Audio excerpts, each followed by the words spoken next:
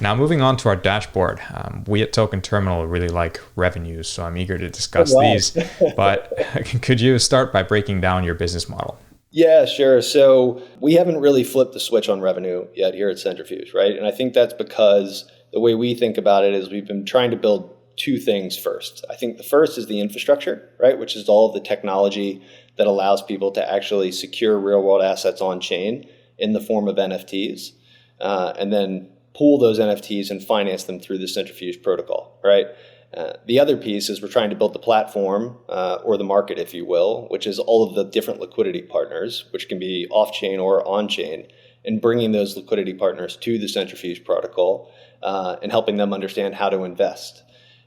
So the way it works simply is that for any group or any manager that wants to finance assets from the real world, what they do is they approach the Centrifuge protocol and they can actually convert those real world assets through a peer-to-peer protocol that we've built and secure them on chain as NFTs. What they then do is spin up a Centrifuge pool and add those NFTs into the Centrifuge pool. The Centrifuge pool then acts as a credit fund for all of those assets that are in the pool. And the fund is, or the pool is simply broken into two tranches, a senior tranche and a junior tranche. The senior tranche is what we call drop tokens. The junior tranche is what we call tin tokens.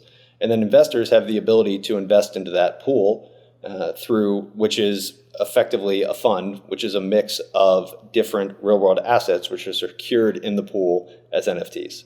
So I think that's as simple as I can explain it. Now, when you say you haven't flipped the switch on revenue, you're referring to protocol revenue, which we'll cover in a bit.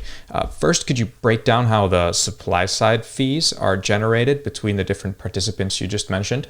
Yeah, sure. So what we're looking at here from Token Terminal, this is when we say supply side revenue in the context of Centrifuge, that's really the interest that investors are accruing through the investments that they're making into the different pools that are available on Centrifuge.